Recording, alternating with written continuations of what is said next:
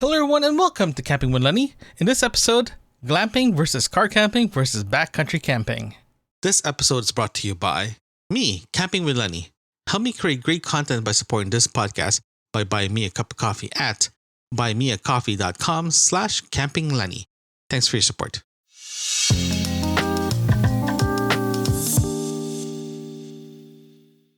If you guys are wondering how to define glamping, car camping, or backcountry camping, in this episode we're going to look at that and see if we can define it easier, and so at least you know what you're getting into, especially if you're trying to figure out what to do, especially for your first time camping, or you just want to try to give it a little bit more variety in your camping experience. So let's start with something simple: glamping. Glamping's always been a buzzword that's been coming out lately, especially before COVID. Actually, glamping has always been popping around on Instagram and all that good stuff. So when COVID ended, or COVID actually opened up again, like the country opened up again, people trying to figure out, is glamping a good option going to camping instead? Because I don't have to worry about the equipment, or I don't want to take my equipment out. So here's the definition of glamping. Glamping is all about making your camping experience comfy and luxurious. Electricity, plush blankets, running water, mood lighting, and scrumptious meals. All this creates a comfortable camping experience, quote unquote. So, in other words, if you're planning to go glamping, the best way to describe it is this: you are booking in hotel. It's like booking a hotel. Instead of going to your room, you're going to a tent. But your tent is on a platform, so there's no dirt. There's like a carpeted area for your feet. The bed is like a king size bed. And you have electricity, you have your own seating area, you have your wardrobe, you have you have this mood lighting. You can ask for champagne. Some places you can actually get room service on top of that too. So the only thing that you have to rough it, quote unquote, is when you have to go to the bathroom. If you're going to go glamping, some places you still do need to go to the bathroom. You still need to walk to the bathroom to do your business, but you still have the luxurious feel of everything else. So you don't have to worry about grabbing your tent or setting that up. You just walk in with your luggage and everything's set up for you. For the meals itself, there's usually a set meal for you guys. For some places, you go in there, they usually have a buffet style barbecue, or you can do a la carte, again depending on where you go. So that's practically what glamping is. Instead of going to a hotel, you're going to a tent. I haven't experienced this before. I was planning to do it just before the pandemic kicked in, so you never know if I end up doing glamping to try it out, and I'll bring the wifey with me and see how it goes. So let's talk about car camping. Car camping is more normal. Again, I'm quoting this normal in the way that about, let's say, 80%, in my opinion, 80% of people who goes camping do go car camping. This is the more acceptable style of camping. So this is how I'm defining this. Car camping provides an easy access to the outdoors and allows more room for errors compared to backcountry camping. When you're car camping, you load your car with your gear and straight to your campsite. Typically, your campsite will have your car parking in the same designated area or just a couple of feet away. The beauty of car camping is the accessibility to your tent. Since your tent site is so close to your car, there's no reason of skimping your luxury items and making your camping experience more enjoyable, quote unquote. So that means Very simple.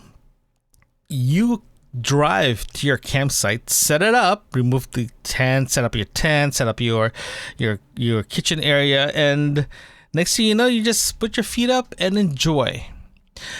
For you, like I mentioned, having your car so close, you can actually bring some luxury items to make your camping more enjoyable.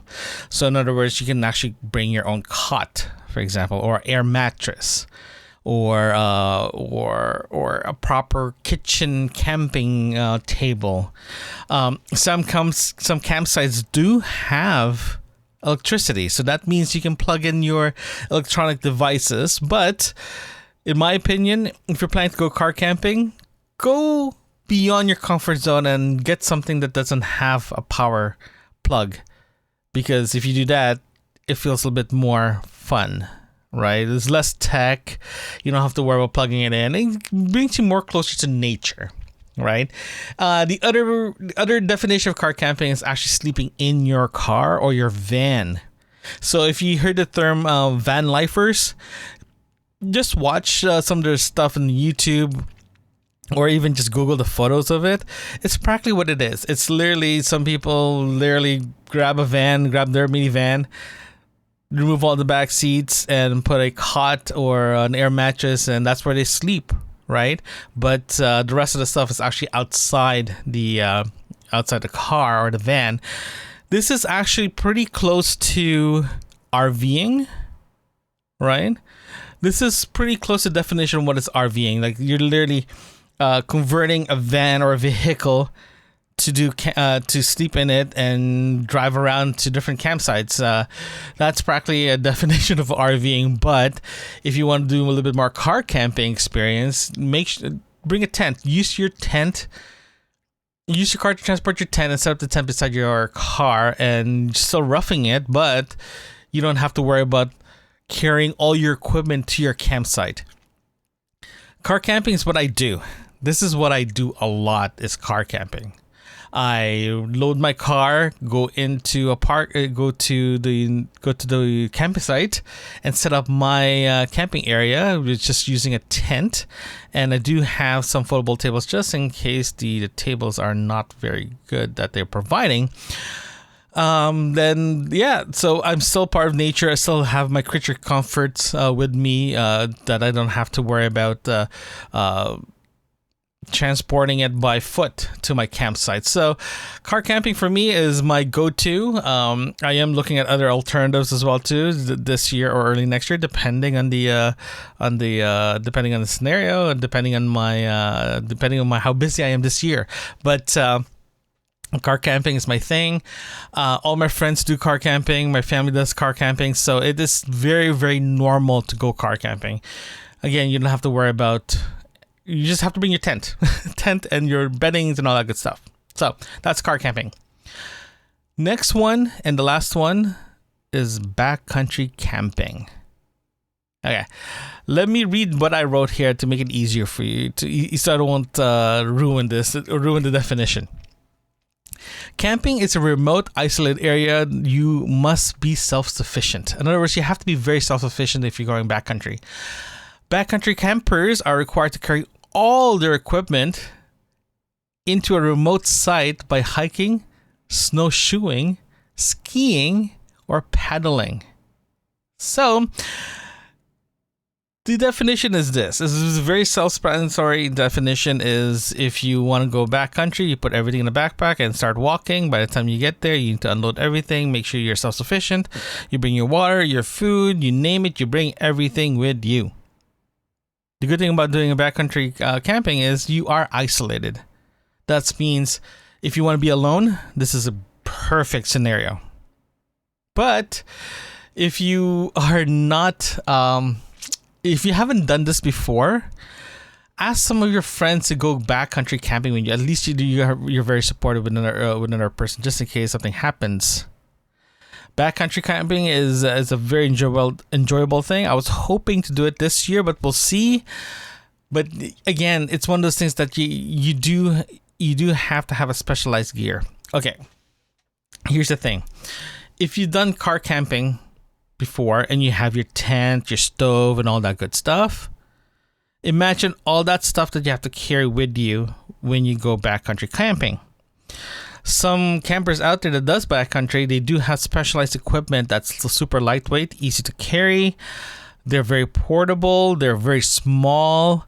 But you are paying a premium for those kind of equipment because they are very specialized to a specific camping style, right? And I'm not going to discourage you guys to do it because I want to do it. I want to try it out. But all my equipment I bought my equipment based on car camping. So if I do decide to go backcountry camping, I do need to get a specialized equipment. So that can be very expensive. So I might consider just renting my equipment and just go from there. But if you are planning to go backcountry, just plan it properly.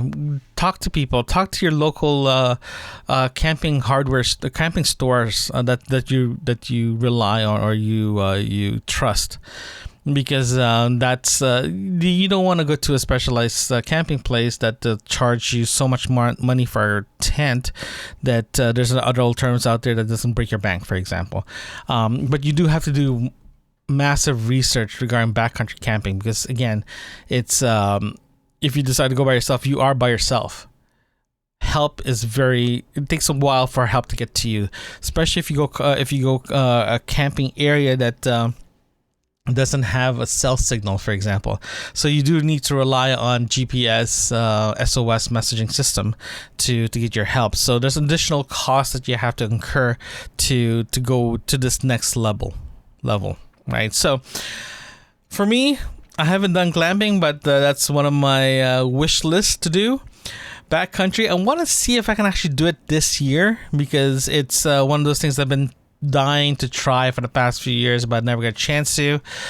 I normally do, but 99%, not even 99, 100% of the time I am doing car camping, and I bring all my luxury items with me that I need to make my life a lot easier. And I'm not gonna give excuse on that one because I love those things, and I'm not gonna live on without it.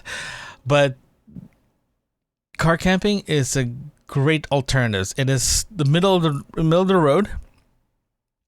You still be outdoors, right? You're still roughing it, quote unquote, roughing it. But you do have the opportunity to bring your luxury items to make your experience a lot better. So if you're planning to go camping for the first time, look at car camping because you never know. And your friends will definitely go with you if you do that, and you don't have to worry about it. Plus, I forgot to mention, if you do car camping, if you go to any provincial park, especially in Ontario, in Canada, we do have comfort station. That means there's a running water, there's a running facility. So that's bathrooms, showers. So you don't have to feel icky. Right? It's not like glamping that you have like bathtubs in your campsite, but this one at least gives you the opportunity to just wash up and feel clean.